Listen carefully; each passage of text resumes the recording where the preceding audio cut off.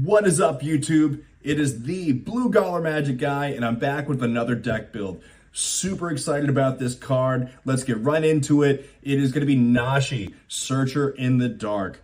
Now, this card is going to be a lot of fun. He has a great ability. He's a 2/2 body with Menace, and his ability reads that whenever he does combat damage to a player, we're going to mill that many cards, and then we get to put any number of legendary or enchantment cards from among them into our hands. And if we don't choose any to put in our hands, he's going to get a 1/1 counter on it. So with this deck, we're going to be feeding into that ability. We're going to be making him unblockable. We're going to have a ton of good legendary cards. We're going to have a ton of good enchantment cards. And we're going to beef up our little rat ninja wizard so that he's a giant godlike creature swinging into huge combat damage. And we're going to see how much card advantage we can get off of that ability. And if we don't like the cards, he's just going to get even bigger. So why don't we just get right into this deck tech? Let's see what makes this deck tick. All right, this deck's gonna be running 1 Planeswalker, 20 creatures, 5 sorceries, 6 instants, 17 artifacts, 16 enchantments, and 34 lands. Now, the first thing I always like talking about is my card draw engine. I love having card advantage. Nashi's going to be helping us up with that, but I want a lot of other cards that'll give us even more card advantage. So we're going to have 11 other cards that help us draw. The first one's going to be Basim. So he's a really good creature alone himself, but he also gives us a lot of benefits. So whenever we're going to be casting a historic spell, we're going to be drawing a card. When we do that, he is now can't be blocked. And whenever he deals combat to a player, he's going to get 1/1 counter. Beautiful card. Enduring Curiosity. Whenever a creature you control deals combat damage to a player, draw a card. We're going to have a lot of unblockables in this deck. We're going to be drawing a lot of cards with it. Then we're going to have Jin-Gitaxias. Whenever I cast a non-creature spell, mana value 3 or greater, draw a card. Overlord of the Flood Pits. When it enters, draw 2 cards. Whenever it attacks, draw 2 cards. That's going to be a lot of cards, a ton of value. I like to have 1 X spell draw card in a lot of my decks. This one's going to be Mind Spring. So if I feel like I'm not getting the answers, I draw this card. I can draw however many cards I want and see if I can fish for deeper answers. I like having 1 in my deck. And then this card coming up, the Robe of the Archmagi. I love this card in this deck. Whenever equipped creature deals combat damage to a player, you're going to draw that many cards. And then it only cost 1 to equip to a Shaman, Warlock, or Wizard. Guess what? Nashi's a Ninja Rat Wizard, so it's only going to be 1 to attach to him, and we're going to be drawing a ton of cards with him. I believe Call of the Ring, it's a black staple. I think the Ring Tempting ability is a great ability, and if we're going to be making Nashi our Ring Bear, it's only going to get more powerful and more abilities are going to be given to it, and I love drawing cards. Phyrexian Arena, black staple, put it in every deck. Rhystic Study, blue staple, put it in every deck. Rune of Flight, whenever it enters, draw a card. And it's going to give Nashi flying. Come on.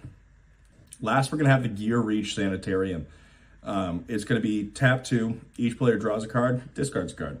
So I love establishing a really good card engine in any deck that I build. I love card advantage. So along with Nashi and all of these cards that we're involving with it, I'm really hoping to draw a lot of cards and get a better card advantage on my opponents.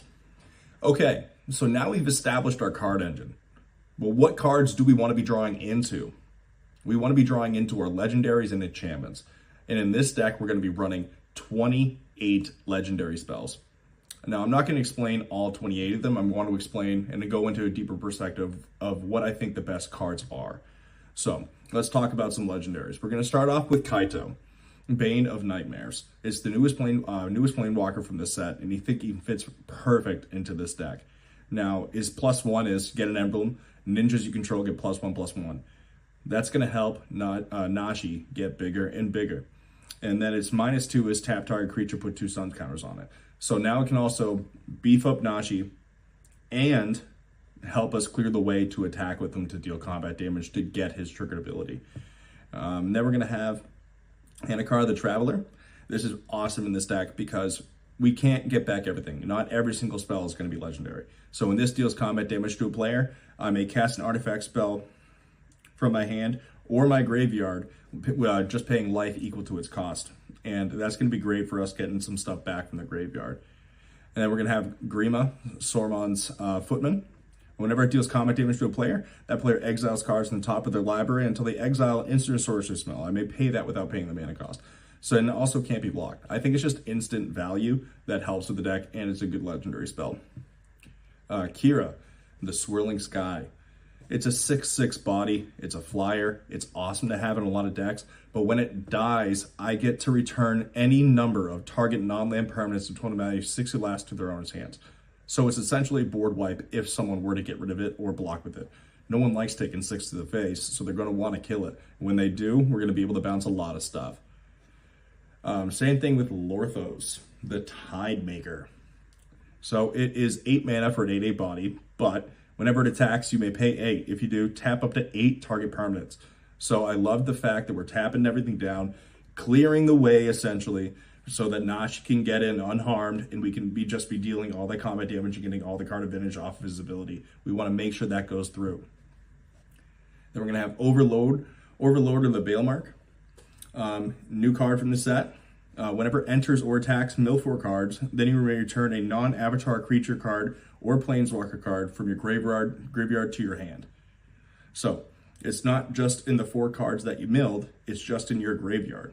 So if we're going to be milling a lot of cards with Nashi, we're going to get them back with this. It's going to be great. Overlord of the Flood Pits, new card from the set. Draw a lot of cards. The Ancient One. This is awesome in this deck because it's only 2 mana for an 8/8. But it can't attack or block unless there are 8 or more permanent cards in your graveyard. With Nashi, we're going to be milling a lot. So I feel like we can get that by like turn 5. And then by turn 5, we're just going to have an 8/8. Ready to attack. It's awesome. We're going to put in the Cyber Controller. When it enters the battlefield, each opponent mills X cards. Put all creature cards milled this way onto the battlefield, face down under your control. They're 2/2 Cyberman artifact creatures. So I think this card just generates instant value, and I think it's going to be really fun in this deck. And then the last creature that we're going to talk about is Thryx, the Sudden Storm. I love it. Flash, flying, 4/5. Spells that cast with converted mana cost 5 or greater are 1 less to cast and can't be countered. I love it. Going down to the artifacts, we're going to have Bilbo's Ring. Bilbo's Ring it's going to give the equipped creature hexproof and can't be blocked.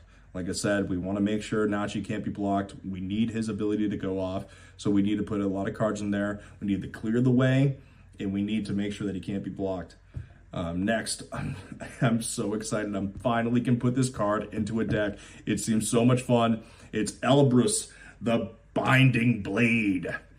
It is equipped creature gets +1/+0 when a equipped creature deals combat damage to a player. Unattach Elbrus and transform it. And it transforms into a 13/13 flying, intimidate, trample. Whenever a player loses the game, put 13 1/1 counters on Riptide Unbound. I've never been able to flip it. I want to flip it, and I want to have fun with the 13. I'm sorry. I want it. Then we're going to go into the Ozolith. The Ozolith is going to work great in this deck when we beef up Nashi, and if he dies, those counters, I don't want him going away. So I just want to be able to put him on the Ozolith, then bring Nashi back in and make him just as powerful as he was. We can actually get a lot of good lands in this. I managed to get 6 legendary lands. We're going to have Academy Ruins. Put target artifact card from your graveyard on the top of your library. Works perfect. A little bit of graveyard retrieval, and it's a land. Baradur. Just a good legendary land. Good for black mana. The Geier Reach Sanitarium. It's tough to pronounce sometimes. I'm going to have an Inventors Fair. It's a good legendary land. Rivendell. Good legendary land. And the Black Gleet. It's going to be perfect in this. We're going to have a lot of fun. And that is it for the legendary spells in this deck. Now let's get to the enchantments. We're going to be running 17 enchantments in this deck. We're going to be running Agent of the Shadow Thieves. This plays great into the theme of this deck. It's going to be beefing up our Nashi, making him nice and thick, and he's also going to be making him Death Touch and indestructible until end of turn. Got to have it in the deck. Amphibian Downpour. It's a great enchantment, but it's also really good removal. Enchanted creature loses all abilities and is a blue frog creature with base power, toughness, 1 and 1. So if we just stick this on someone else's commander, their deck can't really operate, and I think it's great in this deck. Call the Ring, good card draw, Grave Pact. Whenever a creature I control is put into the graveyard from the battlefield, other players sacrifices a creature. I love this because we're not going to be running a whole lot of creatures, so if one of ours is going to be removed, I want everyone else to have to pay the same price. Illicit Masquerade. This is the first deck I've finally been able to find room for this. I think it's perfect in this deck. It's whenever it enters the battlefield, I'm going to put an imposter counter on each creature I control. And when a creature I control with an imposter counter dies, exile, return up to one other target creature card from your graveyard to the battlefield. So it's going to be giving us graveyard retrieval and a good bonus. We're going to lose a creature, but we're going to get one back. And I think that's really important in this deck. Inexorable Tide. Whenever I cast a spell, proliferate. So with Nashi, he's going to be getting 1/1 counters. So whenever we're going to cast a spell, he's just going to get even thicker and even thicker and even bigger and perfect. Damn! That boy is thick! We're going to put in Lost in the Maze. This is a great flash enchantment that protects our creatures. When it enters the battlefield, I'm going to top X target creatures, put a stun counter on each of those creatures you don't control. Tap creatures I control have hexproof. So it's really good. It's going to be tapping down other creatures, and tap creatures I control have hexproof, so people can't be knocking down our stuff. It's really fun in this deck. One Ring to rule them all. I love this just because of the class 2 on it. I mean, destroy all non-legendary creatures. It's a great tribal board wipe almost for legendaries. We're going to be running a lot of legendary creatures. We only have a couple that aren't, but this is going to be great to wipe the board and not wipe ours. One with the multiverse. Look at the top card of your library in time. You may play lands and cast spells from the top of your library. Once during each of your turns, you may cast a spell from your hand or the top of your library without paying its mana cost. Love this card. It gives you great value. Phyrexian Arena, card draw, talked about it. Propaganda.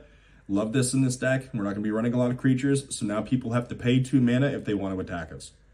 Rhystic Study, talked about it. We got card advantage. Then we're going to have Shadow of the Second Sun. At the beginning of a Enchanted player's post-combat main phase, there's an additional beginning phase after this phase. So it's going to be giving us another untap, upkeep, and draw steps every single turn. Love this card. It's going to fit well into the deck. And then we're going to have Storm of Saruman. I absolutely love this card. It has Ward 3 for an enchantment. That's how you know it's really good. Whenever you cast your second spell each turn, copy it. Except the copy isn't legendary, you may choose new targets for the copy. So that means we can just get a ton of value out of this because our copies aren't going to be legendary, so we're not going to have to sacrifice them. It's just going to fit super well into this deck. And lastly, we're going to have Urza's Saga. It's a great land. It fits into the scheme perfectly, and it's going to let us tutor for one of our artifacts that we need. Overall, the enchantments are very important in this deck, and I'm really excited to get a lot of them onto the battlefield and overwhelm our opponents. Alright guys, that was it for the deck build. Thank you for watching. If you want to see this whole entire deck list, it's going to be in the description below, and you can also check it out on Moxfield. I make all my decks on Moxfield. I have a lot of other decks. You can probably go look at them all and go get a couple good ideas. I just want to say thank you for watching this video. Thank you for watching the Deck Tech. Like and subscribe, and I will see you guys later.